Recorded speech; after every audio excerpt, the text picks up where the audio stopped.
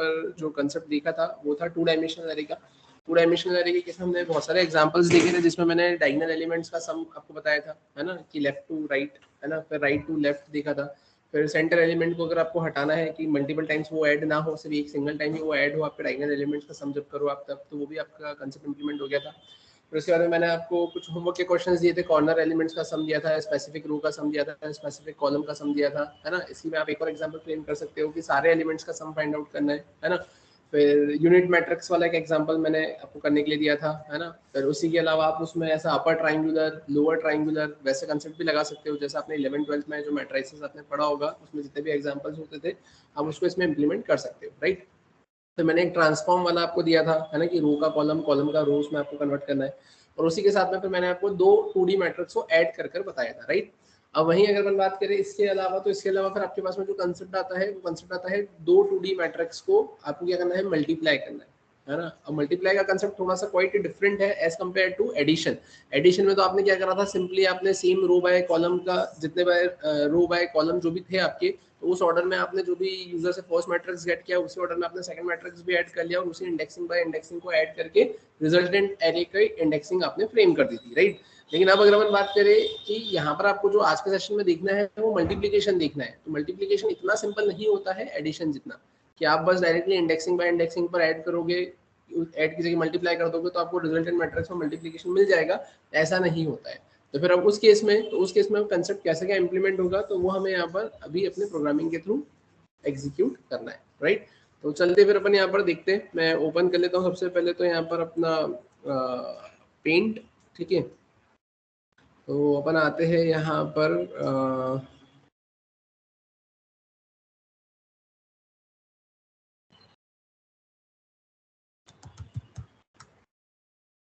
ठीक है, ध्यान से देखना। अब मुझे करना क्या है, यहाँ पे मल्टीप्लीकेशन करना है, राइट। अब मल्टीप्लीकेशन अगर मुझे यहाँ पर करना है तो मल्टीप्लीकेशन अपन करेंगे कैसे, तो मल्टीप्लीकेशन की अगर अपन बात करें तो सबसे पहले अगर मैं एक एरे 1 लेता हूँ यहाँ पे, ये जो एरे 1 अपन लेंगे वो कितने बाय कितने का लेंगे, यहाँ पे 2/3 का। मैंने यहाँ पे लिखा है कितना, 2/3। और यहाँ पर एक और अपन एरे बनाएंगे जिसको कैसा बनाएंगे, 3/2 का। मैंने यहाँ पे क्या कर दिया है, 3/2। क्लियर है। अब अगर अपन बात करें तो यहाँ पर आपको एक सबसे पहले एक चीज ये चेक करना पड़ेगी कि अब ये है क्या, तो यहाँ पर ये है आपका रो 1 और कॉलम 1, और ये क्या है आपका रो 2 और कॉलम 2, राइट। आपको सबसे पहले जो चीज चेक करना रहेगी वो ये चेक करना रहेगी कि पहले मैट्रिक्स का, है ना, ये क्या है आपका एरे 1 और ये क्या है आपका एरे 2। तो आपको ये चेक करना रहेगा कि एरे 1 का जो कॉलम है क्या वो बराबर है क्या एरे 2 के रो 2 से। अगर यहाँ पर C1 इक्वल्स टू R2 होता है और यहाँ पर क्या है 3 और यहाँ पर भी क्या है 3, अगर पहले एरे का कॉलम दूसरे एरे की रो के अगर बराबर होता है तो ही मल्टीप्लिकेशन पॉसिबल होगा। और अगर मल्टीप्लिकेशन होता है तो जो रिजल्टेंट मैट्रिक्स रहेगा वो कितने बाय कितने का रहेगा, यहाँ पर आपका R1/C2 का रहेगा, और ये क्या रहेगा आपका रिजल्टेंट मैट्रिक्स।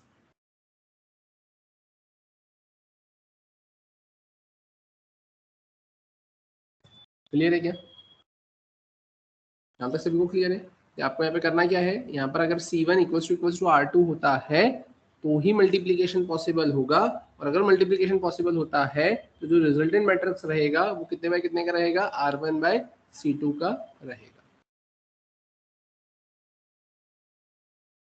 क्लियर है यहाँ तक, ठीक है। तो अब एक कंसेप्ट तो ये आपका ये हो गया। अब इसके बाद में अब आपको करना क्या रहेगा, तो अब इसके लिए सबसे पहले तो आपको क्या करना पड़ेगा, एरे 1 के रो और कॉलम गेट करके उसके एलिमेंट्स गेट करना रहेंगे, एरे 2 के रो और कॉलम गेट करके उसके एलिमेंट्स आपको गेट करना रहेंगे, और दोनों को ही आपको क्या करवाना रहेगा, यहाँ पे डिस्प्ले करवाना रहेगा, है ना। तो पहले अपन इतना टास्क परफॉर्म करते हैं कि वैल्यू गेट करते हैं, कंडीशन चेक करते हैं, मल्टीप्लीकेशन नहीं हो रहा है तो क्या मैसेज देना है, और हो रहा है तो फिर उस केस में क्या लॉजिक लगाना है, ठीक है। तो चलते हैं अपन यहाँ पर VS कोड पर आ जाते हैं।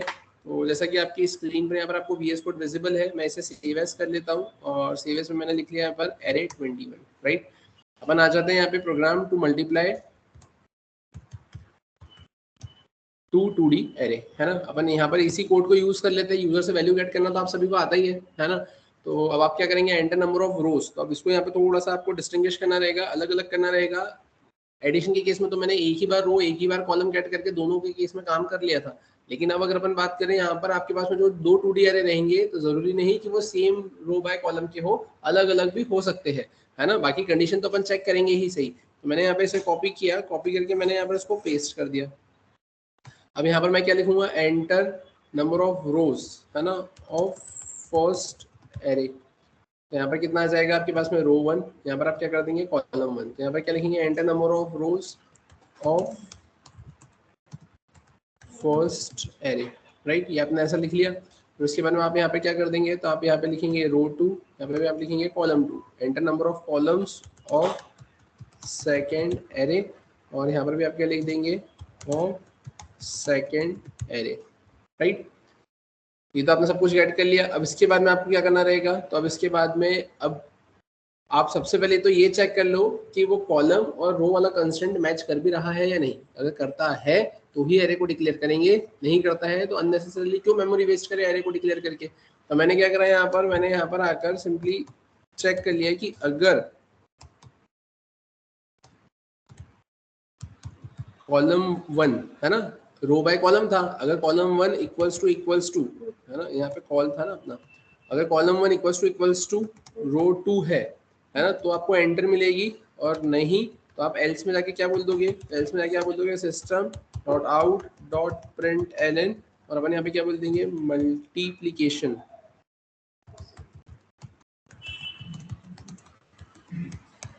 Multiplication not possible. ठीक है, मैंने यहाँ पर ऐसा कुछ मेंशन कर दिया।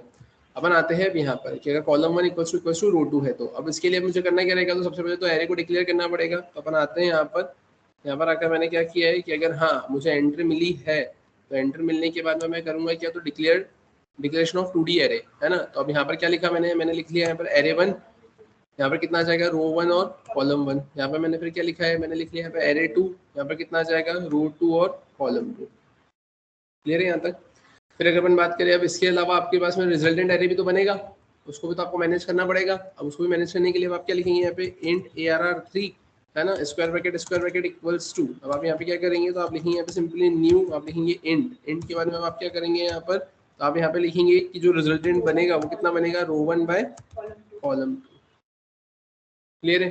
अब आपको यूजर से वैल्यूज भी तो गेट करना पड़ेगी। अब यूजर से वैल्यू गेट करने के लिए आप क्या करेंगे यहाँ पर, तो आपने यहाँ पर इसको कट किया, कट करके आप वापस से यहाँ पर आए, यहाँ पर आकर आपने इसको रखा, taking array elements from user, है ना। तो उसमें आपने क्या लिखा है, यहाँ पर आपने लिखा है enter post array elements. Post array elements में आप क्या करेंगे यहाँ पे, तो आप लिखेंगे यहाँ पे रो 1 कॉलम 1, और यहाँ पे कितना आ जाएगा, एरे 1। तो यहाँ पे कितना आ जाएगा, एंटर सेकेंड एरे एलिमेंट्स, यहाँ आ जाएगा रो 2, यहाँ पर आ जाएगा कॉलम 2, और यहाँ कितना आ जाएगा आपके पास में, एरे 2। क्लियर है यहाँ तक। फिर अगर अपन बात करें इसके अलावा, तब इसके अलावा आप प्रिंट भी तो करवाओगे। तो प्रिंट करवाने के लिए आपने क्या लिखा है यहाँ पर, आपने उसको ऐसे कट किया, कट करने के बाद में आप वापस से यहाँ पर आए, आपने उसको यहाँ पर पेस्ट किया। अब यहाँ पर प्रिंटिंग एरे एलिमेंट्स, तो फर्स्ट एरे एलिमेंट्स आर, तब उसके लिए आप क्या लिखेंगे यहाँ पे, रो 1, यहाँ पर आकर आप क्या कर देंगे, कॉलम 1, और यहाँ पर क्या कर देंगे आप, एरे 1। और उसके बाद में आप यहाँ पे क्या बोलेंगे, सेकेंड एरे एलिमेंट्स आर, यहाँ पर आ जाएगा आपके पास में रो 2 कॉलम 2, और यहाँ पर आप क्या लिख लोगे, यहाँ पर लिख लोगे एरे 2। क्लियर है यहाँ तक। अब फिर अगर अपन बात करें अब क्या, तो अब इसके बाद में अब यहाँ पर ये क्या देखिए रखा हुआ है, प्रिंटिंग एरे एलिमेंट्स। अब ये रिजल्टेंट एरे है, अब ये रिजल्टेंट एरे अगर है तो मैंने इसको यहाँ से कट किया, कट करने के बाद में अपन वापस से यहाँ आते हैं, और यहाँ आकर मैं इसको भी प्रिंट करवा देता हूँ, है ना। और मैंने क्या लिखा, प्रिंटिंग एरे एलिमेंट्स, इसमें अपन ने लिखा है रिजल्टेंट एरे एलिमेंट्स आर। तो अब यहाँ पर कहाँ तक आएगा, रो 1 से कॉलम 2 तक जाएगा, और यहाँ पर आप किसको प्रिंट करवाओगे, ARR ऑफ 3 को प्रिंट करवाओगे। यहाँ तक किसी को कोई दिक्कत है क्या। अब ये तो आपने ऐसा लिख दिया, अब मेन तो आपके पास में आएगा यहाँ पर मल्टीप्लिकेशन का लॉजिक, है ना। अब आपको यहाँ पे क्या लगाना रहेगा, मल्टीप्लिकेशन लॉजिक, है ना, मैट्रिक्स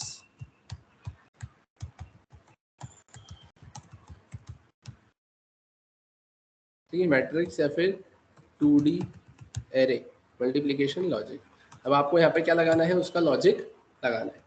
अब ये लॉजिक लगेगा कैसे और लगेगा क्या, है ना, तो वो अपने को समझना है यहाँ पर। तो अपन आ जाते हैं वापस से कहाँ पर, यहाँ पर। अब यहाँ आने के बाद में अब आप देखेंगे, ध्यान से देखना। अब जैसे कि आपको पता है कि यहाँ पर कुछ एलिमेंट्स लिखे हुए होंगे, है ना, कुछ एलिमेंट्स लिखे हुए होंगे। अब मैं यहाँ पर एलिमेंट्स ना लिखते हुए मैं यहाँ पर इंडेक्सिंग लिख लेता हूँ। मैंने यहाँ पे क्या किया, तो मैंने यहाँ पे लिखा इंडेक्सिंग क्या होगी, यहाँ पे 0 0 0 1 0 2, यहाँ पे कितना होगा 1 0, फिर 1 1 और फिर कितना होगा 1 2। यहाँ पर अगर अपन बात करें तो कितना होगा 0 0 और यहाँ कितना होगा 0 1, तो यहाँ कितना हो जाएगा आपका 1 0 और फिर 1 1, यहाँ कितना हो जाएगा 2 0 और फिर कितना हो जाएगा 2 1। क्लियर है। अब आपको करना क्या है, तो आपको मल्टीप्लीकेशन करना है। तो मल्टीप्लीकेशन कैसे होता है, तो मल्टीप्लीकेशन ऐसे होता है कि आपको अब यहाँ पर इस स्पेसिफिक रो के एलिमेंट्स को मल्टीप्लाई करना होगा इस स्पेसिफिक कॉलम से, मतलब ये स्पेसिफिक रो के एलिमेंट्स इस कॉलम से मल्टीप्लाई होंगे। फिर उसके बाद में क्या होगा, तो फिर उसके बाद में आप बोलेंगे इसका इससे मल्टीप्लीकेशन होगा, है ना। अब फिर इसके बाद में क्या होगा, तो अब इसका जो भी रिजल्टेंट आएगा, है ना, इसका जो भी रिजल्टेंट आएगा, ध्यान से देखना इधर कि यहाँ पर अब मैंने क्या बोला, ये R1/C2 का आपका रिजल्टेंट मैट्रिक्स बनेगा। तो अब वो कितने बाय कितने का है, 2/2 का है। अब 2/2 का है मतलब फॉर एग्जांपल मैंने यहाँ पर एक मैट्रिक्स बनाया, अब ये 2/2 का है। अब इसमें जब आप इस रो को इस कॉलम से जब मल्टीप्लाई करोगे तो उसका जो रिजल्टेंट आएगा वो किस पोजीशन पर आएगा, इस पोजीशन पर आएगा, है ना। वो जो रेड लाइंस है यहाँ पर मैंने लिख दिया ये रेड लाइन, है ना, कि उसका आउटपुट यहाँ पे रेड लाइन पर इधर आ जाएगा। फिर अब उसके बाद में क्या होगा, अब आप यहाँ पर आए, अब यहाँ पर आप इस रो का मल्टीप्लाई करोगे इस कॉलम के एलिमेंट से, तो इसका जो रिजल्ट आएगा वो कहाँ आ जाएगा, ये आपकी ब्लू लाइन पर आ जाएगा। फिर उसके बाद में अगर अपन बात करें तो आप इस स्पेसिफिक रो का मल्टीप्लीकेशन क्या करोगे, फिर से इससे करोगे, तो इसका जो आउटपुट मिलेगा वो आपको यहाँ पे मिलेगा।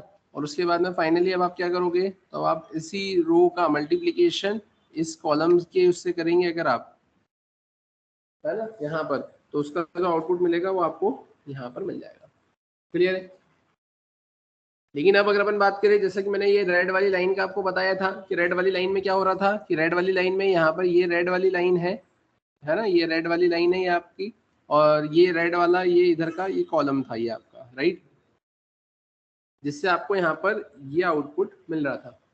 तब ये आएगा कैसे, है ना, ये आएगा कैसे, तो ये आएगा कैसे, तो ध्यान से देखना है यहाँ पर, ये ऐसे आएगा कि जो आपका जो सबसे पहला इंडेक्सिंग है 0 0, तो यहाँ पर आपको क्या लिखना रहेगा 0 0 मल्टीप्लाई बाय क्या होगा यहाँ पर ये 0 0, तो यहाँ पर आ जाएगा आपका 0 0, फिर होगा प्लस, फिर यहाँ देखिए रखा हुआ है 0 1, यहाँ आएगा आपका 0 1 मल्टीप्लाई बाय यहाँ पर क्या देखिए रखा है 1 0, यहाँ पर कितना आ जाएगा आपके पास में 1 0, फिर प्लस यहाँ पे देखिए रखा हुआ है क्या 0 2 और यहाँ है 2 0, यहाँ कितना आ जाएगा 0 2 मल्टीप्लाई बाय कितना हो जाएगा 2 0। कोई दिक्कत, तो ऐसा आप जब करोगे तो ये इस रेड वाले की पोजीशन पे ये इतना होगा, वैसा का वैसे ही इसके लिए भी होगा, वैसा का वैसे ही इसके लिए भी होगा, और वैसा का वैसे ही आपका इसके लिए भी होगा। क्लियर है। तो अपन तो बस एक ही बार लॉजिक लगाएंगे जो कि ऑलरेडी जनरलाइज मैनर में सब पे चल जाएगा।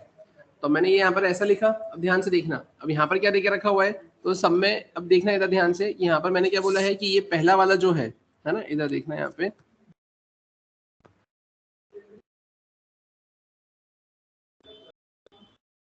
ठीक है। अब इधर देखना है यहाँ पे कि होगा क्या, तो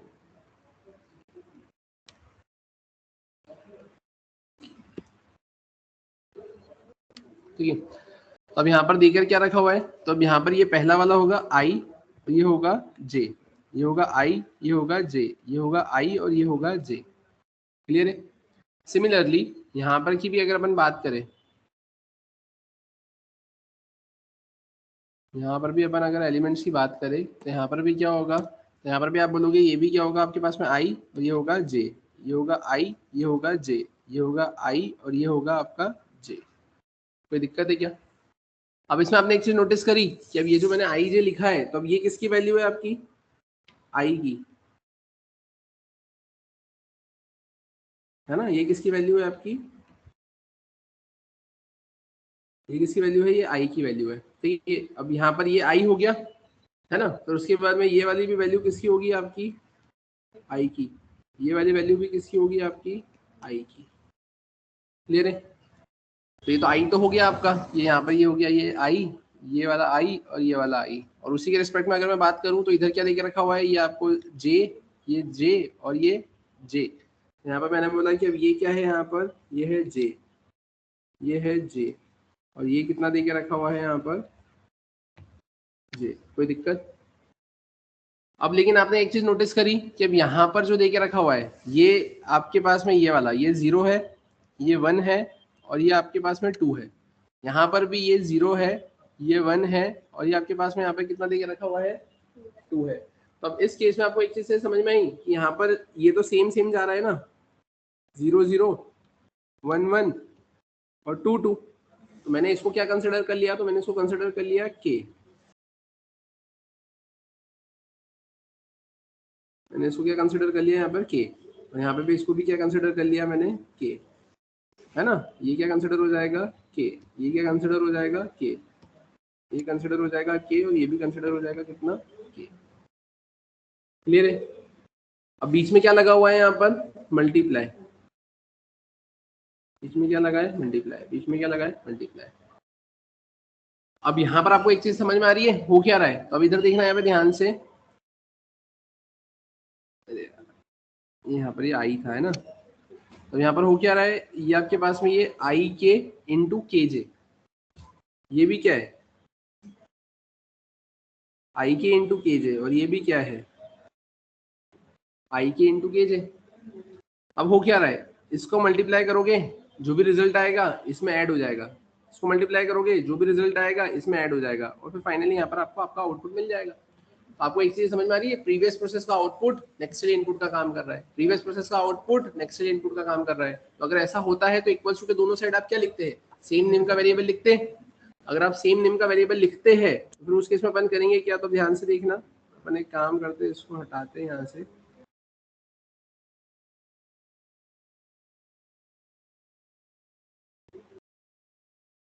ठीक है। अब ये वाली चीज तो सभी को समझ में आ गई ना, प्रीवियस प्रोसेस का आउटपुट अगर नेक्स्ट डे इनपुट का काम करेगा तो दोनों की साइड में अपन सेम वेरिएबल लिखते हैं।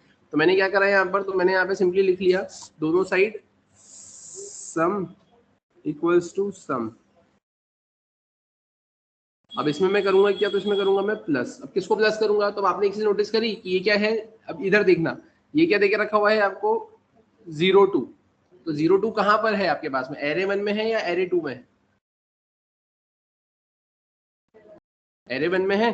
तो मैं ऐसा लिख सकता हूँ एरे 1 का आई के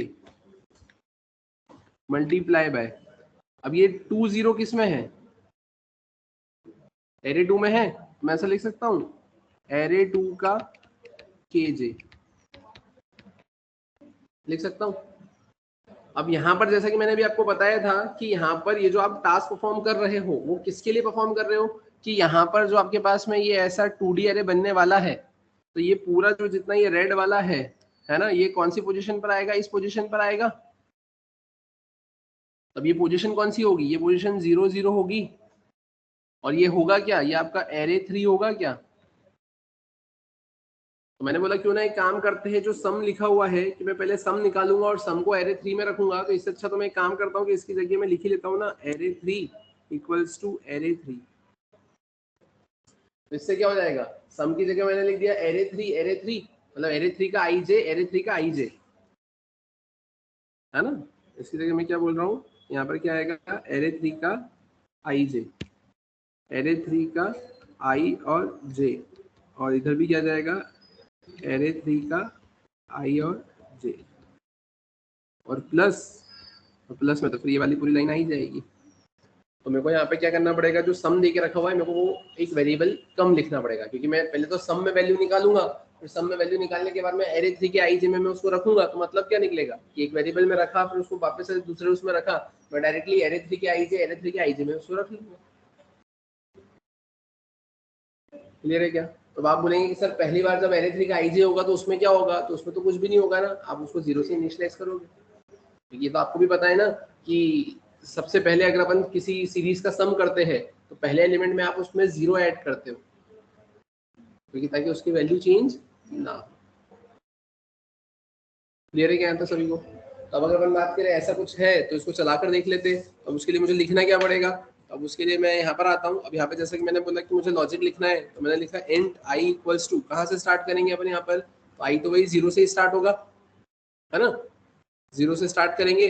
अब ये आई जाएगा कहाँ तक, तो आई इज लेस देन, अब आई जाएगा कहाँ तक आपको, तो जैसा कि अभी आपने देखा कि वो R1 से C2 तक जा रहा है, R1 bye C1 R2 bye C2, तो ये जाएगा R1, हर बार क्या करेंगे I को प्लस प्लस, अपन यहाँ पर आए फॉर में मैंने क्या लिखा है इंट j इक्वल्स टू 0 से j इज लेस देन कहाँ तक जाएंगे C2 तक, हर बार क्या करेंगे j को प्लस प्लस।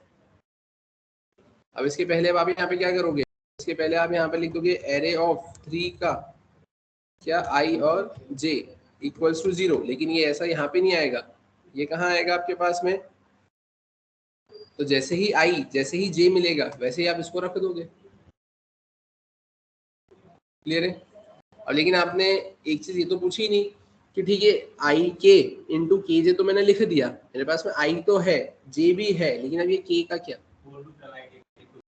है ना, तो अब ये के कैसे आएगा, तो के केस में के जा कहाँ तक रहा है 0 1 और 2 तक जा रहा है, अब 0 1 और 2 तक जा रहा है, अब 0 1 और 2 तक जा रहा है मतलब ये 3 0 1 और 2 मतलब ये 3 तक जा रहा है। अब ये 3 बोले तो मेरे को फर्स्ट एरे में 3 कॉलम दिख रहे हैं, और वो 3 कॉलम के केस में मैं क्या बोल सकता हूँ, ये C1 is simply my column, तो मैं ऐसा लिख सकता हूँ ना कि यहाँ पे मुझे करना क्या पड़ेगा, तो मुझे एक लूप लगाना पड़ेगा जिसमें मेरे को लिखना पड़ेगा इंट k इक्वल्स टू 0 से k is less then C1, हर बार करेंगे k को प्लस प्लस, इससे मेरे को k की वैल्यू मिल जाएगी।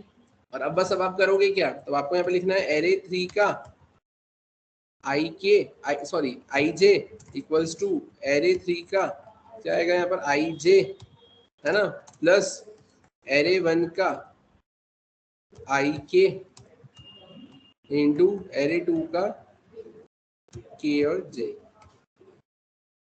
मल्टीप्लीकेशन हो जाएगा। और ये मल्टीप्लीकेशन होने के बाद में अब आप क्या बोलेंगे, एरे 3 का आई जे इक्वल्स टू एरे 3 का आई जे प्लस एरे 1 का आई के इंटू एरे 2 का के जे, ये सब कुछ होगा और उसके बाद में ये रिजल्टेंट एरे आपका प्रिंट हो जाएगा। यहाँ पे R1 C2 की जगह आएगा रो 1 और कॉलम, और यहाँ पर भी कितना आएगा कॉलम 1। क्लियर है क्या यहाँ तक? देखते इसको सेव किया मैंने, मैं कंट्रोल प्लस शिफ्ट प्लस सी करता हूँ, यहाँ पे जैसा कि आपकी स्क्रीन पर आपको दिख रहा है कमांड प्रॉम्प्ट ओपन हो गया है, मैंने यहाँ पे क्या किया है जावा सी, यहाँ पर क्या आएगा आपका एरे 1 नहीं एरे 21 डॉट जावा, यहाँ पर आए सक्सेसफुली ये कंपाइल हो गया। अब हम इसको रन कर देख लेते हैं, तो मैंने यहाँ पर इसको रन करने के लिए ऐसा कुछ लिखा, आप देखेंगे enter number of rose of first array, मैंने लिख दिया यहाँ पर 2, enter number of columns of first array मैंने लिख दिया 3, enter number of rose of second array columns या मल्टीप्लिकेशन नॉट पॉसिबल, ये वो कंडीशन मैच नहीं हुई। मैंने स्क्रीन को क्लियर किया, मैंने फिर से यहाँ पे इसको रन किया, मैंने लिखा 2/3, मैंने लिखा यहाँ पे 3/2, लिखा 1 2 3 4 5 6 1 2 3 4 5 और 6, ठीक है, ये कितना आएगा 49 64 ऐसा कुछ आएगा, 22 28 49 64, 2/2 का बन गया ना। अब आप पहले कॉपी में मल्टीप्लिकेशन करेंगे, उसके बाद में आप आंसर देखेंगे, पता चले आई का जे जे का के, अगर कहीं पे भी आई जे की में आपने गड़बड़ कर दी तो आउटपुट तो मिल जाएगा, लेकिन उनको समझ में भी नहीं आएगा कि ये सही है या गलत, तो आप सबसे पहले उसको कॉपी में सॉल्व करेंगे, कॉपी में अगर जो आंसर आ रहा है वही अगर इस पे आता है तो ही इसका मतलब वो सही है। कॉपी में आप मेथड से करोगे, तो यहाँ पर आपने लॉजिक लगाया है उसी चीज को जनरलाइज मैनर में, आपको पता भी तो होना चाहिए क्रॉस चेक करने के लिए कि जो कर रहा है वो सही है या नहीं। क्लियर है? सिमिलरली अगर आप इसको ऐसा देखना चाहे कि आपने यहाँ पर एक बार फिर से इसको रन किया, आपने लिखा 1/3, आपने लिखा 3/1, ठीक है, तो 14 आएगा इसका आंसर। 1/3 3/1 3 और 3 मैच कर गया तो 1/1 का बन जाएगा, तो 1/1 का बन गया। क्लियर है क्या यहाँ तक? समझ में आया? ठीक है, तो ये कुछ इस तरीके से आपको देकर रखा हुआ है, आप एक बार इसको देख लो। अब इसी में अपन एक काम ऐसा भी कर सकते हैं क्या कि अब ये जो आपने रिजल्टेंट एरे को प्रिंट करवाया है ना, ये तो आपने ऐसा कुछ प्रिंट करवा दिया, अब इसको अपन फॉर ईच लूप से भी प्रिंट करवा सकते हैं। कैसे? तो आप देखो ये तो मैंने लिखा रहने दिया है यहाँ पर, है ना, अब मैं इसको फॉर ईच लूप से अगर प्रिंट करवाने की कोशिश करूँ, है ना, तो कैसे क्या प्रिंट होगा, अब अपन वो समझते हैं। तो मैंने लिखा यहाँ पे फॉर, अपन यहाँ पर आ गए। अब यहाँ आने के बाद में अपन क्या करेंगे, तो अपने पास में क्या देके रखा हुआ है, यहाँ पर अपने को जो मिलेगा वो एरे 3 मिल जाएगा। अब एरे 3 क्या है यहाँ पे, एरे 3 आपका 2D एरे है। अब एरे 3 अगर 2D एरे, जैसे आपने 1D एरे देखा था, 1D एरे क्या देता है, 1 एट अ टाइम, मतलब एक एक एलिमेंट एक बार में देगा कि एक एलिमेंट दूसरा एलिमेंट तीसरा एलिमेंट, पास में 2D अरे है। तो 2D अरे क्या है? तो 2D अरे is a collection of 1D अरे। 2D अरे मतलब क्या? कलेक्शन है 1D अरे का। तो अब यहाँ पर अगर आपने लिखा है ARR3, तो ये ARR3 आपको क्या देगा? तो ये ARR3 आपको एक बार में एक 1D अरे देगा। ARR3 आपका 2D अरे है, तो ये पूरे 2D अरे में से एक बार में एक 1D अरे उठाकर आपको देगा। तो ये आपको एक बार में एक 1D अरे उठाकर उसने AR में दे दिया। अब आप यहाँ पे क्या करेंगे? तो आप यहाँ पर आए, अब यहाँ पर आकर आप क्या करेंगे? तो अब ये जो आपके पास में AR है, बोले तो ये 1 डायमेंशनल अरे है। अब ये एक बार में एक आपको क्या उठाकर देगा? एलिमेंट देगा। और फिर उसके बाद में आप क्या करेंगे यहाँ पर? तो आप यहाँ पर लिखेंगे system dot out dot print LN. Print LN meaning print, और प्रिंट में अब आप क्या प्रिंट करवा दोगे? एलिमेंट। और इसके बाद आप क्या लिख लोगे यहाँ पे? System dot out dot print LN. समझ में आया क्या? तो फॉर ईच लूप से आप आपके 2D एरे को कुछ इस तरीके से भी क्या करवा सकते हो? प्रिंट करवा सकते हो। मैंने इसको सेव किया, सेव करके मैंने एक बार इसको क्रॉस चेक करके देख लेते। मैंने यहाँ पर आकर क्या किया? इसे कंपाइल किया। जब भी आप कोई चेंजेस करते हो तो कंपाइल करना मैंडेटरी होता है।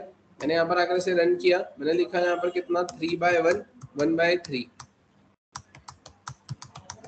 अब 3/1 1/3 1 और 1 मैच कर गया तो ये 3/3 का मैट्रिक्स देगा। 1 2 3 2 4 6 3 6 9।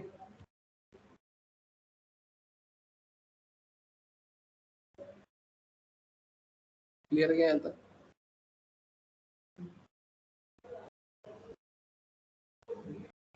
समझ में आया? ठीक है, तो ये ऐसा कुछ कंसेप्ट आपको यहाँ पर देखा है रखा हुआ है।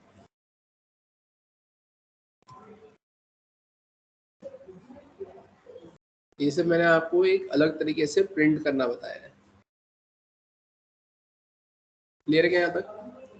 देख लो। अब ये ऊपर का तो पूरा एग्जांपल वैसे का वैसे ही है कि आपने अभी यूजर से वैल्यू गेट करी है, एरे को डिक्लेयर किया है, उसके बाद में फर्स्ट एरे की वैल्यू गेट करी है, सेकंड एरे की वैल्यू गेट करी है, फर्स्ट एरे को प्रिंट करवाया, सेकंड एरे को प्रिंट करवाया, और फिर उसके बाद में मेन लॉजिक तो आपका ये देके रखा हुआ है इतना सा। ये आपके मल्टीप्लिकेशन का लॉजिक है। और उसके बाद में आपने फिर उसको भी प्रिंट करवा दिया। आपने नॉर्मल लूप से भी प्रिंट करवा कर देख लिया, और आपने फॉर ईच लूप से भी उसको प्रिंट करवा कर देख लिया।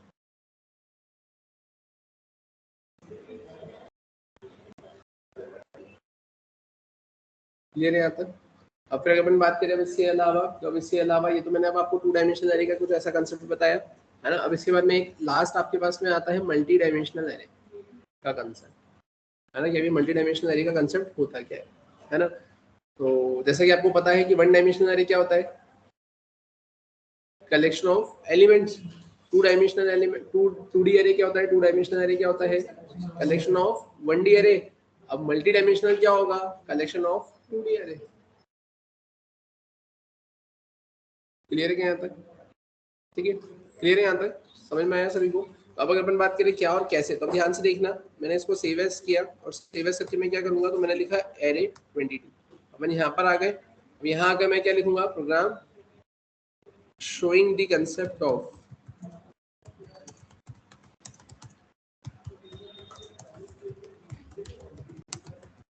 Multi dimensional array. यहाँ पर आकर अपन ने कितना कर दिया? मैंने यहाँ पे कर दिया 22। क्लियर है यहाँ तक? अब अगर अपन बात करें अब करेंगे क्या और कैसे, तो अपन एक काम करते हैं, ये तो सब कुछ हटा देते हैं यहाँ से, ये सारी चीजें ही हटा देते हैं। ये सब कुछ मैंने यहाँ से हटा दिया। अब यहाँ आने के बारे में आप यूजर से क्या पूछोगे? अब यहाँ आने के बारे में आप यूजर से पूछोगे कि enter number of 2D matrix, enter number of रोज और एंटर नंबर ऑफ कॉलम्स। आपने पे क्या लिखा है? System dot out dot print LN. अब एक और चीज, अपन आते हैं वापस से यहाँ पर, ध्यान से देखना।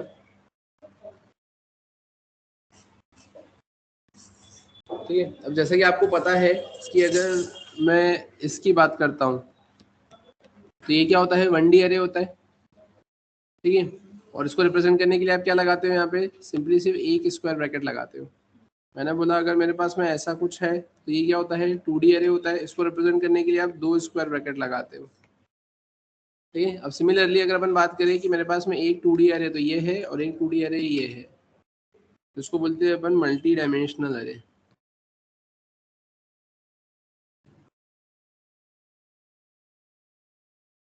ठीक है, मल्टी डायमेंशनल एरे बोलते हैं। अब ये मल्टी डायमेंशनल एरे है तो इसको रिप्रेजेंट करने के लिए आपको कितने स्क्वायर ब्रैकेट लगाना पड़ेंगे, यहाँ पे 3 स्क्वायर ब्रैकेट लगाना पड़ेगा। तो 1D के लिए 1, 2D के लिए 2 और मल्टी डायमेंशनल के लिए 3। क्लियर है? सेम वैसे ही सिंटेक्स रहेगा जैसा आपको पता है कि यहाँ पर क्या जाएगा आपके पास में आपका डेटा टाइप,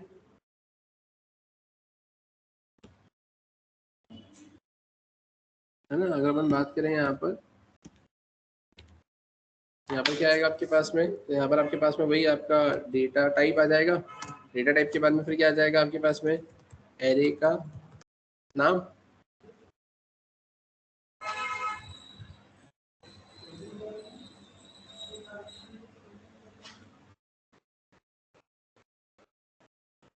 ठीक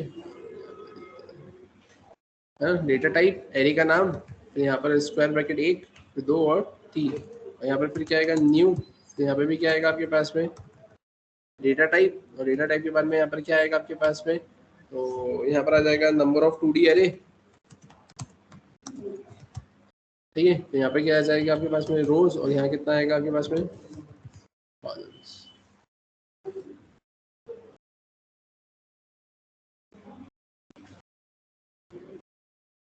ठीक है।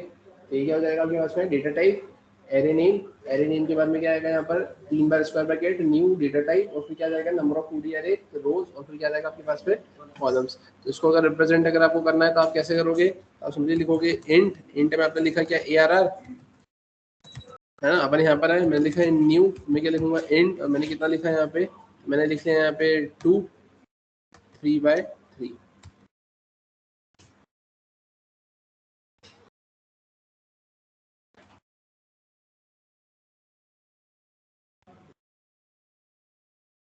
ठीक। ये कितना हो जाएगा कुछ इस तरीके से। तो इससे क्या होगा, तो इससे आप सिंपली ऐसा बोल सकते हो कि यहाँ पर क्या बन जाएंगे, यहाँ पर आपके पास में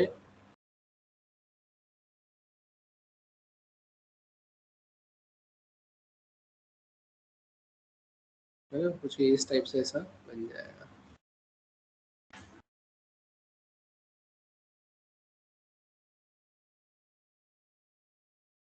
ठीक है। यहाँ पर आपके पास में क्या हो जाएगा, ये कुछ इस तरीके से देके रखा हुआ है। अब क्या हो जाएगा, ये आपने कितना लिखा है 3 और 3 लिखा है ना यहाँ पर, ये आपने क्या लिखा है यहाँ पे 3 और ये 3, ये कितने बाय कितने का है 3/3, ये भी कितने बाय कितने का है 3/3, ये तो 3/3 का बन गया। और यहाँ पे कितना दे के रखा है आपने 2, तो ये एक हो गया 1 और ये हो गया, तो वो 2 3/3 क्या क्या बन गया यहाँ पे एरे बन गया।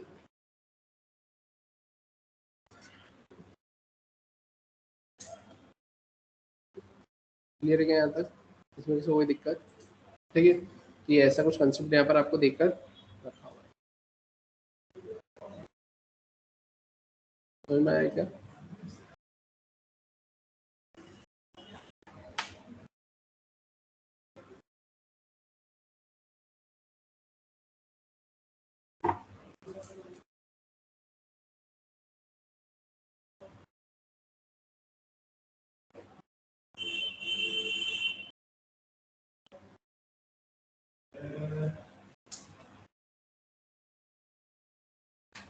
क्लियर है यहाँ तक, ठीक है। फिर अगर अपन बात करें इसके अलावा, तो अब ये तो अपन ने ऐसा कुछ देखा, अपन आ जाते हैं यहाँ पर अपने एग्जाम्पल पे। तो मैं यहाँ पे करूँगा क्या, तो enter number of 2D matrix, यहाँ पे इसकी वैल्यू अपन किससे गेट करेंगे, यहाँ पे यूजर से। मैंने लिखा है इंट में मैंने कितना लिखा है यहाँ पर, तो मैंने लिख लिया यहाँ पे नम इक्वल्स टू SC डॉट, मैंने कितना कर दिया नेक्स्ट इंट, कोई दिक्कत। अपन यहाँ पर आए, यहाँ पर आकर मैंने इसे कॉपी किया, कॉपी करके मैंने यहाँ पे पेस्ट और पेस्ट किया। मैं यहाँ पे क्या करूँगा, तो मैंने सिंपली यहाँ पे लिख लिया एंटर, है ना, नंबर ऑफ रोज। अभी मैं क्या लिखूँ, एंटर नंबर ऑफ कॉलम्स। अपन यहाँ पर आ गए, यहाँ आकर मैं क्या करूँगा, तो मैंने लिखा है यहाँ पे रोज, यहाँ पे आकर मैंने क्या कर लिया, मैंने लिख लिया है कॉलम्स, ठीक है। तो मैंने रोज लिख ली, मैंने यहाँ पे कॉलम्स लिख लिए। अब अगर अपन बात करें अब करना क्या है, तो अपन आते हैं यहाँ पर एरे को डिक्लेयर करते हैं, तो इंट ARR, यहाँ कुछ इस तरीके से लिखा, फिर न्यू इंट, यहाँ पर आकर अपन क्या करेंगे, तो अपन लिख लेंगे यहाँ पर NUM num, यहाँ पर आकर अपन क्या लिखेंगे रोज, और यहाँ आकर अपन क्या लिख देंगे फॉल्स। क्लियर है यहाँ तक सभी को। अब अगर अपन बात करें अब करना क्या है, तो अपन एक काम करते हैं। अब देखो 2D वाला कंसेप्ट तो आप सभी को क्लियर है, 2D वाला आप सभी को कंसेप्ट क्लियर है ना। मतलब जैसे अगर मैं बात करूं कि मुझे यहाँ पर इस स्पेसिफिक एरे के लिए, है ना, अपना लूप लगाना है, तो नेस्टेड लूप तो लगा सकते हो ना इसके लिए तो नेस्टेड लूप लगा सकते हो। अब इसके लिए नेस्टेड लूप लगा सकते हो तो मैं उसी के लिए लगा रहा हूँ, है ना। क्या, तो मैंने यहाँ पे लिखा है इंट में मैंने क्या लिख लिया है यहाँ पर, मैंने लिख लिया है यहाँ पर j equals to 0, j is less than कितना आ जाएगा यहाँ पर, तो j is less than rows, ठीक है। और j को हर बार क्या करोगे आप, प्लस प्लस। तो मैंने लिखा है फॉर में मैंने क्या लिखा है int k equals to 0, k is less than, कहाँ तक जाएंगे अपन, कॉल्स, हर बार करेंगे क्या, k को प्लस प्लस। यहाँ पर कितना आ जाएगा अब आपके पास में, तो यहाँ आ जाएगा एरे ऑफ, और यहाँ पे क्या लिखोगे आप, j, और यहाँ पे आप क्या लिखोगे, k। कोई दिक्कत, तो ये तो एक 2D के लिए हो गया। अब ऐसे अगर आपको एक से ज्यादा 2D एरे बनाना है तो आपको फिर इक्वल लूप लगाना पड़ेगा ना। जैसे याद हो तो आपने देखा था कि अगर आपको किसी एक नंबर का फैक्टोरियल निकालना होता था तो आपने एक लूप लगाया लेकिन दो नंबर के बीच के फैक्टोरियल निकालना है अगर आपको, तो आप फिर नेस्टेड लूप लगाते थे, इक्वल लूप लगाते थे। तो एक 2D एरे को प्रिंट करवाने के लिए तो मैंने ऐसा लिख दिया। अब ऐसे मल्टीपल 2D एरे है तो उसको प्रिंट करवाने के लिए आपको क्या लगाना पड़ेगा, यहाँ पर नेस्टेड लूप लगाना पड़ेगा। तो आप क्या करेंगे यहाँ पर, आप यहाँ पर आएंगे, आपने इसको तो करा कट। अब ये आप किसके लिए लगा रहे हो, तो यहाँ पर आपने लिखा है for int i equal to 0 से i इज लेस देन, कहाँ तक जाओगे, नम तक, हर बार करोगे क्या, i को प्लस प्लस। तो ये नम बोले तो क्या था, नंबर ऑफ 2D मैट्रिक्स। तो ये मैंने नंबर ऑफ 2D मैट्रिक्स के लिए एक 2D मैट्रिक्स, दो 2D मैट्रिक्स, तीन 2D मैट्रिक्स, चार 2D मैट्रिक्स, उसके लिए मैंने ये लगाया। और अब ये तो नंबर के लिए हो गया, लेकिन अब उस 2D एरे को प्रिंट करवाने के लिए आपने यहाँ पर ये वाला लगा दिया। क्लियर है क्या यहाँ तक, आपने ऐसा लगा तो दिया, लेकिन अब यहाँ पर होगा क्या, तो आपको यहाँ पर क्या लिखना पड़ेगा, आपको लिखना पड़ेगा यहाँ पर i, j और k। ये i रिप्रेजेंट करेगा कौन से नंबर का मैट्रिक्स, और j और k रिप्रेजेंट करेगा उस नंबर पे रो और कॉलम। क्लियर है, क्योंकि अब यहाँ पर जो इसकी इंडेक्सिंग मैनेज होगी वो कैसे मैनेज होगी, कि अगर मैं बात करूँ कि इस स्पेसिफिक पोजीशन की अगर मेरे को इंडेक्सिंग को देखना है तो इस पोजीशन की इंडेक्सिंग कैसे बनेगी, तो इसकी इंडेक्सिंग बनेगी यहाँ पर कुछ इस तरीके से कि ये 2 जो है तो यहाँ पे कौन से नंबर का होगा, तो यहाँ पर आएगा 1, क्योंकि ये तो 2 है ना, 2 मतलब 0 और 1। तो यहाँ पे जो 3 है तो वो क्या आएगा यहाँ पे 0th इंडेक्स, और ये जो 3 है वो यहाँ पे क्या आएगा 0th इंडेक्स। तो यहाँ पर पहला वाला क्या कंसिडर होगा, तो पहला वाला कंसिडर होगा 1 0 0। दूसरा वाला क्या कंसिडर होगा, तो यहाँ पर ये तो 1 ही कंसिडर होगा, ये 0 ही कंसिडर होगा, ये होगा 1। ये वाला क्या कंसिडर होगा 1 0 2। ये इंडेक्सिंग बता रहा हूँ मैं ना, नंबर नहीं है और ना ही एलिमेंट है, इंडेक्सिंग है, ठीक है। तो अपन आते हैं यहाँ पर, अब इस पे मैं करना क्या चाहता हूँ, तो मैंने इस पे काम किया, मैंने कर दिया प्लस प्लस काउंट। मैं लेने को तो यूजर से भी वैल्यू गेट कर सकता था, बट मैंने इसमें प्लस प्लस काउंट कर दिया, और मैंने यहाँ पर आकर क्या कर दिया, COUNT काउंट इक्वल्स टू 0। समझ में आया क्या। अब मैं क्या करवाना चाहता हूँ, मैं उसको प्रिंट करवाना चाहता हूँ। अब प्रिंट करवाना चाहता हूँ तो अब प्रिंट में कैसे करवाऊंगा, तो प्रिंट में नॉर्मल फॉर लूप से भी करवा सकता हूँ और फॉर ईच से भी करवा सकता हूँ, नॉर्मल से भी करवा सकता हूँ और फॉर ईच से भी करवा सकता हूँ, है ना। तो अब अगर अपन बात करें कि अब अपन यहाँ पे नॉर्मल से करें या फिर फॉर ईच लूप से करें, है ना। अपन यहाँ पर नॉर्मल से करें या फिर फॉर ईच से करें, तो नॉर्मल तो वही आई लगाओगे, फिर जे लगाओगे और फिर के लगाओगे, ये जैसा मैंने अभी लगाया है यहाँ पर, है ना। आई लगाया, जे लगाया, के लगाया और फिर प्रिंट करवाओगे। तो अपन एक काम करते हैं, इसको फॉर ईच से करते हैं।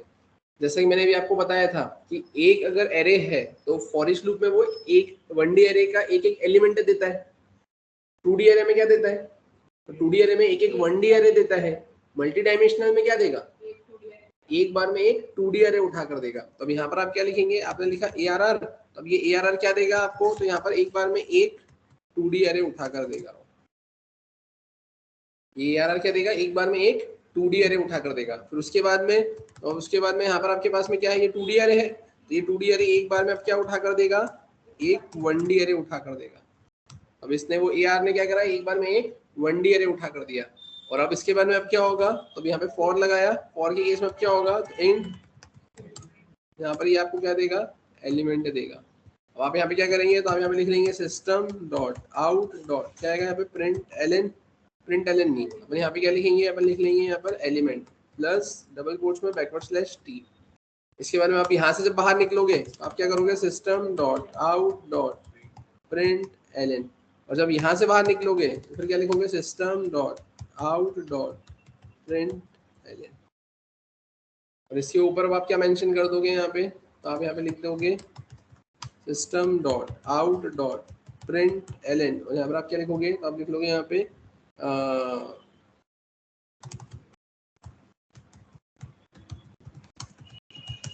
Multi dimensional array.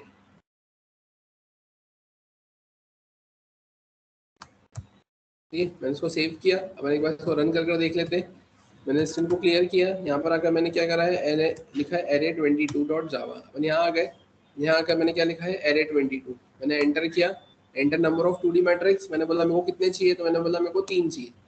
मैंने बोला नंबर ऑफ रोज, तो मैंने लिख दिया यहाँ पर 3। मैंने बोला एंटर नंबर ऑफ कॉलम्स, तो मैंने लिख दिया यहाँ पर 4, तो 33 हो गया वो। ठीक है, वापस से आते हैं यहाँ पे, मैंने फिर से रन किया, मैंने लिखा यहाँ पे 3, मैंने लिखा नंबर ऑफ रोज, तो मैंने लिख दिया यहाँ पे नंबर ऑफ रोज में कितना 3, और नंबर ऑफ कॉलम्स जो मैंने लिख दिया 4। ठीक है, अब देखो मिल गया ना 3/4 मल्टी डायमेंशनल अरे, 1 2 और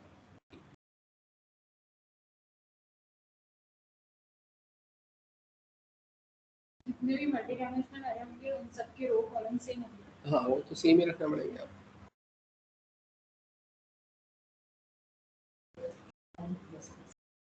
अपन ने वो प्लस प्लस काउंट लिख दिया था ना, तो जिसकी वजह से 1 2 3 4 5 से कैसा बढ़ता गया। आप चाहो तो वहां पर कुछ नहीं करना है, sc.nextInt लिख दोगे तो वो आपसे फिर उतनी बार वैल्यू पूछेगा, उतनी बार वो आपसे वैल्यू पूछेगा। और मैंने यहाँ पे 3/4 लिखा, मतलब 12, तो 12 और 12 24 और 36 वैल्यू, या तो आप एंटर कर लो या फिर ऐसा कर लो। हाँ, आपके ऊपर डिपेंड करेगा। क्लियर है क्या यहाँ तक? लॉजिक आप देख लो, इसमें अगर किसी को कोई दिक्कत है, किसी को कुछ पूछना है तो पूछ सकता है।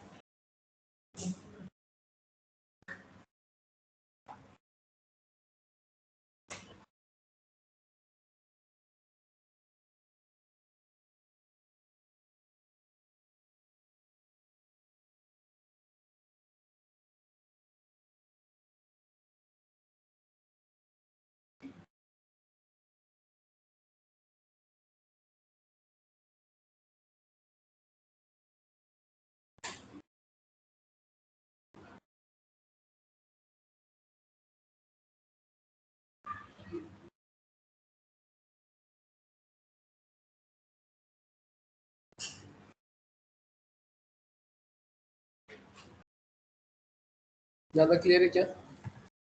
ज्यादा समझ में आया? ठीक है, अब इसके बाद में तो ये एरे का टॉपिक तो यहाँ पर क्या होता है, कंप्लीट। ठीक है, अब इसके बाद में आपके पास में कंसेप्ट आता है किसका, जनरलाइज मैनर में आपके ऊप्स का, है ना। लेकिन वो ऊप्स के कंसेप्ट के पहले भी जाने के अपन एक और टॉपिक देखते हैं, and that topic is known as the topic of functions, है ना। अब ये फंक्शन होता क्या है, तो क्या समझते हो फंक्शन मतलब? कोई स्पेसिफिक टास्क परफॉर्म करे, है ना। मतलब इसमें आप सिंपली ऐसा बोल सकते हो कि function is a self contained block of statement. Self contained मतलब खुद में ही कंटेन्ड एक क्या होता है, ब्लॉक होता है। किसका ब्लॉक होता है? आपके स्टेटमेंट्स का, जो कि क्या करता है, परफॉर्म करता है कुछ ना कुछ एक स्पेसिफिक टास्क। तो अगर अपन बात करें क्या और कैसे, तो मैं आता हूँ यहाँ पर, फाइल मैंने करा है ओपन फोल्डर, और अब यहाँ पर आकर अपन एक नया फोल्डर क्रिएट करते हैं बाय द नेम फंक्शन। ठीक है, अपन यहाँ पर आ गए, मैंने सिलेक्ट फोल्डर किया, सिलेक्ट फोल्डर के बाद में अपन यहाँ पर एक नई फाइल क्रिएट कर लेते हैं।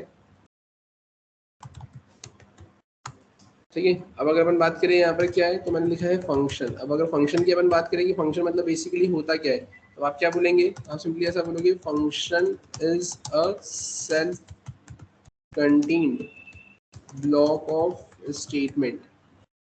Function is a self contained block of statement. Self contained मतलब खुद में ही कंटेन्ड एक ब्लॉक होता है किसका, आपका स्टेटमेंट का। Every function performs some specific task. Every function perform some specific task, है ना। हर एक फंक्शन क्या करता है, परफॉर्म करता है। क्या परफॉर्म करता है? कुछ ना कुछ एक स्पेसिफिक टास्क को परफॉर्म करने का काम करता है। ठीक है, फंक्शंस, या अगर अपन बात करें यहाँ पे टाइप्स ऑफ फंक्शंस, आप क्या बोलेंगे यहाँ पे, आपके पास में आता है एक इनबिल्ट फंक्शन, और एक आता है आपके पास में क्या, बिल्ट इन फंक्शन। कुछ गड़बड़ कर दिया मैंने? हाँ, इनबिल्ट फंक्शन को ही अपन बोलते हैं बिल्ट इन फंक्शन, या फिर प्रीडिफाइंड फंक्शन या स्टैंडर्ड फंक्शन या लाइब्रेरी फंक्शन। ठीक है, और उसके बाद में क्या आता है यहाँ पर, तो सेकंड आता है आपके पास में यूजर डिफाइंड फंक्शन।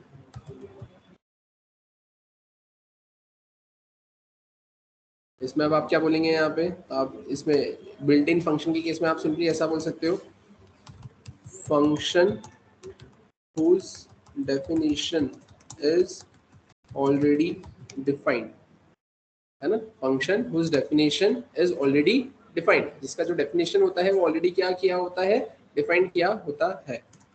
और इधर आप क्या बोलोगे यूजर डिफाइंड फंक्शन में, फंक्शन whose definition, है ना, is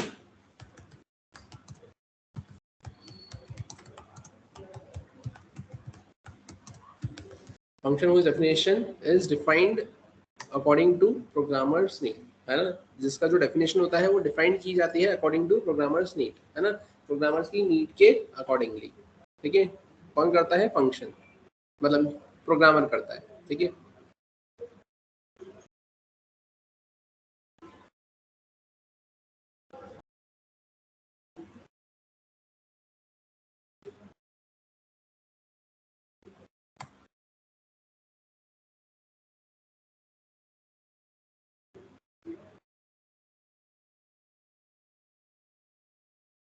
ये यहाँ तक। ठीक है, अगर अपन बात करें यहाँ पर फीचर्स या फिर एडवांटेजेस ऑफ फंक्शन की, तो आप क्या बोलोगे यहाँ पर, पहला point,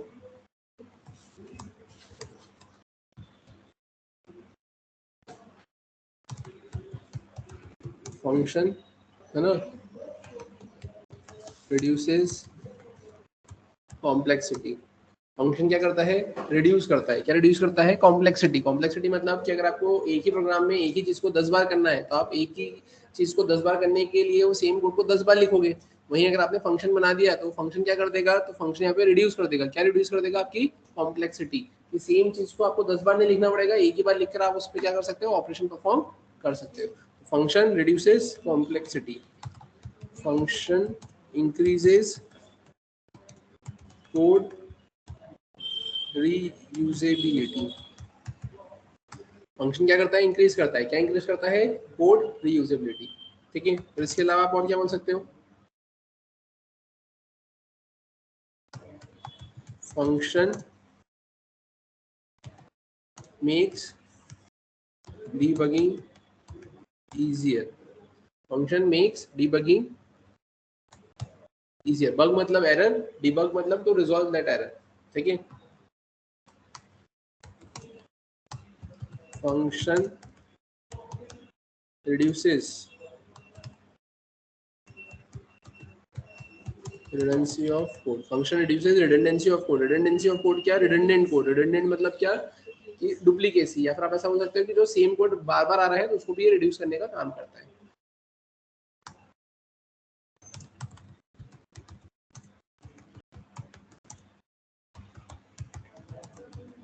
function reduces program size, ये क्या करता है, प्रोग्राम के साइज को भी रिड्यूस करने का काम करता है। Function reduces program size.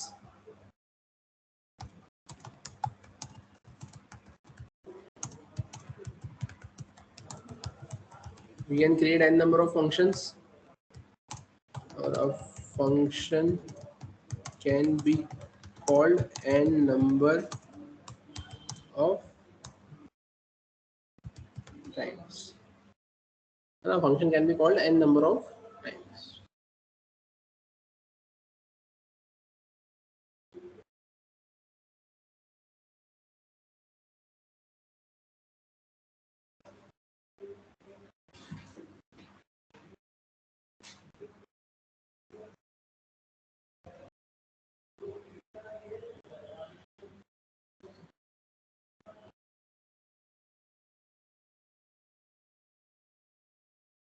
ये क्या आता है, अगर अपन बात करें इसके अलावा, आप ऐसा बोल सकते हो, फंक्शन कैन बी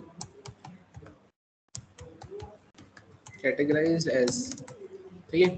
फंक्शन को आप कैसे कैटेगराइज करोगे, तो आप ऐसा बोल सकते हो यहाँ पे नो आर्ग्यूमेंट, है ना, with no return type, no argument with no return type. फिर आप क्या बोलेंगे, no argument with return type,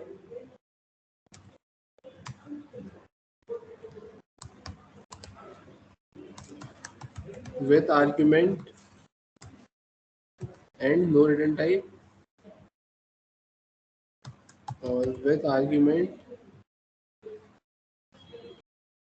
and with return type, no argument with no return type, है ना, no argument with return type, with argument and no return type, with argument and with return type.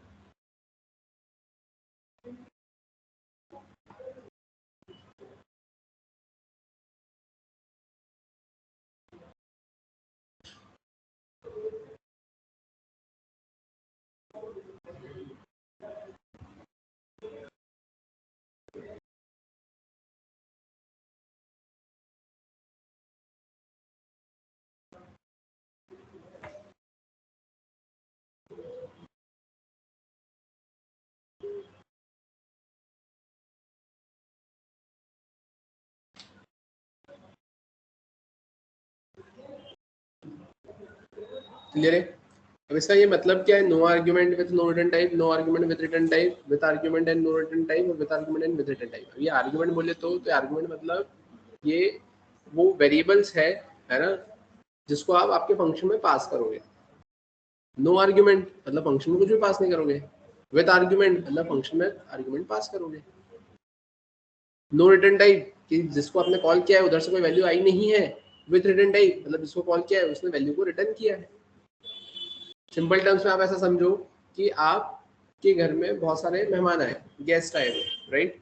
अब वो guest में बहुत सारे बच्चे आए, आपको लग रही है भूख, ठीक है, 15 बच्चे घर पे, अब आपको लग रही है भूख, तो आप क्या करोगे, तो आप अकेले ही मार्केट चले जाओगे, मतलब किसी भी चाइल्ड को लेकर आप नहीं गए, राइट, अकेले मार्केट चले गए, किसी भी चाइल्ड को लेकर नहीं गए, वहां पे समोसा खरीदा, वहां समोसा तुमने खा लिया, ठीक है, और वैसे के वैसे अकेले आप वापस से घर पर आ गए, ना ही किसी बच्चे को आप लेकर गए। बच्चा यहाँ पर क्या है, एज अ आर्ग्यूमेंट, और समोसे क्या है, एज अ वैल्यू। तो आप ना ही किसी बच्चे को लेकर गए, मतलब आप खाली गए, वहां पे समोसा लेकर आपने खुद ने खा लिया, और वहां से आप खाली हाथ घर आ गए। No argument no return type.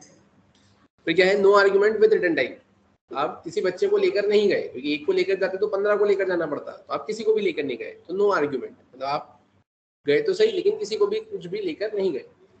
With return type, अब आपने सोचा कि यार अकेले कहाँ समोसे खाऊंगा, बच्चों के लिए भी लेकर चलता हूँ, तो आप वो 15 समोसे वहां से पैक करवा के लेकर आए, मतलब विद रिटर्न टाइप,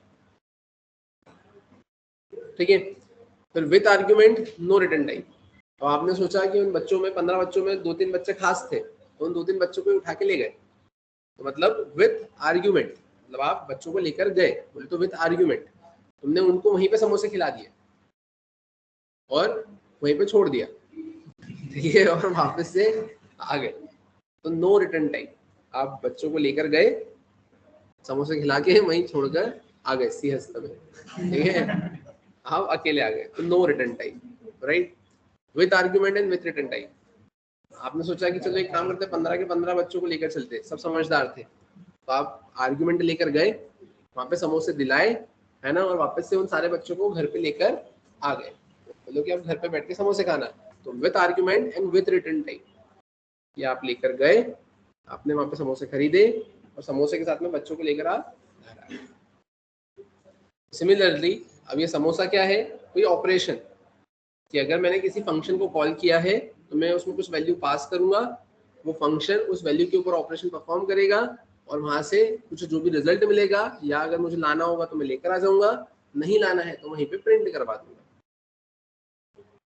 क्लियर है क्या, यहाँ तक समझ में आया, ठीक है। तो ऐसे कुछ फंक्शनलिटी यहाँ पर आपको देकर रखी हुई है, मतलब इसको अगर सिंपल टर्म्स में, बहुत ही सिंपल टर्म्स में अगर अपन देखें, तो मैंने क्या करा है यहाँ पर, मैंने यहाँ पर लिखा कि अब ये जो नो आर्ग्यूमेंट है, तो मैंने यहाँ पे फॉर एग्जांपल यहाँ पे लिख दिया है एडिशन, मैंने ये एडिशन नाम के फंक्शन की कॉलिंग करी, है ना, ये मैंने एडिशन नाम के फंक्शन की कॉलिंग करी। अब मैं यहाँ पर आया तो यहाँ पर कोई सा फंक्शन बना होगा एडिशन नाम से, मैंने यहाँ पे लिखा है वॉइड एडिशन, ये फंक्शन बना हुआ है यहाँ पर, ये फंक्शन चल गया है, इसने कोई भी वैल्यू रिटर्न नहीं करी, क्योंकि आपको पता है ना ये वॉइड मतलब क्या होता है, वॉइड मतलब रिटर्न टाइप, है ना, which does not return anything, void मतलब नल, नल मतलब एम्प्टी, क्योंकि कोई भी वैल्यू रिटर्न कर नहीं देगा। अब इसमें आपने क्या बोला है एडिशन, यहाँ पर ये क्या है नो आर्ग्यूमेंट, मतलब नो आर्ग्यूमेंट मतलब आप कुछ भी पास नहीं कर रहे हो, लेकिन with return type, with return type मतलब कि यहाँ पर आपने ये फंक्शन तो बनाया और ये फंक्शन इसके अंदर से क्या करेगा, वैल्यू को रिटर्न करेगा, जिस भी टाइप की वैल्यू को रिटर्न करेगा तो यहाँ पर आपको मेंशन करना पड़ेगा कि वो उस टाइप की वैल्यू को रिटर्न कर रहा है। तो मैंने बोल दिया कि ये इंटीजर वैल्यू रिटर्न कर रहा है। अब सिंपल सी बात है कि अगर ये इंटीजर वैल्यू रिटर्न कर रहा है तो मेरे को उसको होल्ड भी तो करना पड़ेगा, है ना। फॉर एग्जाम्पल तुम बॉल लेकर आए, अब तुमने मेरी साइड बॉल को थ्रो किया तो मुझे उसको कैच भी तो करना पड़ेगा।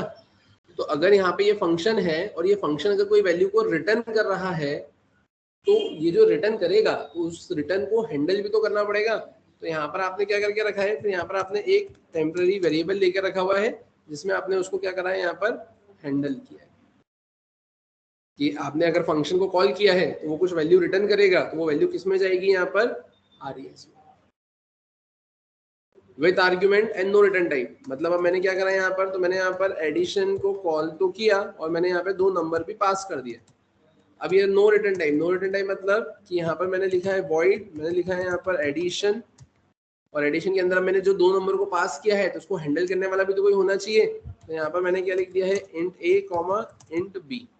मैंने 5 और 6 को पास किया है, उस फंक्शन ने उसको हैंडल तो कर लिया है लेकिन उसने कोई वैल्यू रिटर्न नहीं करी है। और सिमिलरली अब आप क्या बोलेंगे यहाँ पर with argument and with return type में, कि आपने यहाँ पर एडिशन लिखा, 5 6 को आपने यहाँ पे पास किया है, पास अगर आपने किया है तो यहाँ पर ये आपको किस टाइप का डेटा रिटर्न कर देगा, इंटीजर, और अंदर से यहाँ पे वैल्यू क्या होगी, रिटर्न होगी। तो आपको यहाँ पे क्या लिखना पड़ेगा, इंट RES।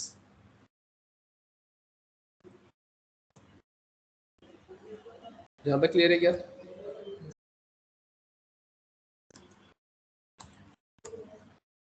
ठीक है, तो ये कंसेप्ट आपका कुछ इस टाइप से ऐसा इम्प्लीमेंट होगा। क्लियर है? तो अब अगर अपन बात करें अब क्या और कैसे, तो फिर इसके एग्जांपल अपन फिर अपने नेक्स्ट क्लास में ही देखते हैं, है ना, जिसमें मैं आपको यहाँ पर फंक्शन का कंसेप्ट बता दूंगा। अब फंक्शन का कंसेप्ट बताना इसलिए जरूरी है क्योंकि अब जब आप हुप्स की प्रोग्रामिंग करेंगे तो उसमें आपको फंक्शन तो लगना ही है ना। तो इसलिए मैं पहले ही बता के चल रहा हूँ ताकि उस टाइम पे जब मैं फंक्शन को यूज करूंगा तब आपके लिए नया कुछ ना रहे, है ना। तो अपन कल फंक्शन देखेंगे और फंक्शन के साथ में अगर फंक्शन हो जाते हैं तो फिर अपन हुप्स के कंसेप्ट डिस्कस करेंगे। क्लियर है? अब एक्चुअल में आपकी जावा की प्रोग्रामिंग स्टार्ट होगी हुप्स के कंसेप्ट के साथ में। अभी तक आप जितने भी प्रोग्राम्स बना रहे थे उसमें आप लॉजिक्स लगा रहे थे, अभी तक आपने लॉजिक्स लगाए ना।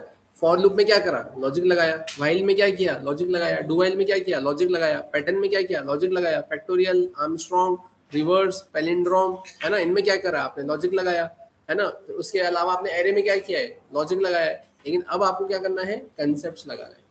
ये जो ऑब्जेक्ट ओरिएंटेड प्रोग्रामिंग लैंग्वेज होती है वो कंसेप्ट बेस्ड होती है, तो आपको यहाँ पे कंसेप्ट याद रखना पड़ेंगे, अपने को कंसेप्ट इंप्लीमेंट करना रहेंगे। ठीक है, तो इसके आगे का कंटिन्यू करेंगे फिर अपन अपने नेक्स्ट क्लास में। आज का सेशन अपन यहीं पे स्टॉप करते हैं।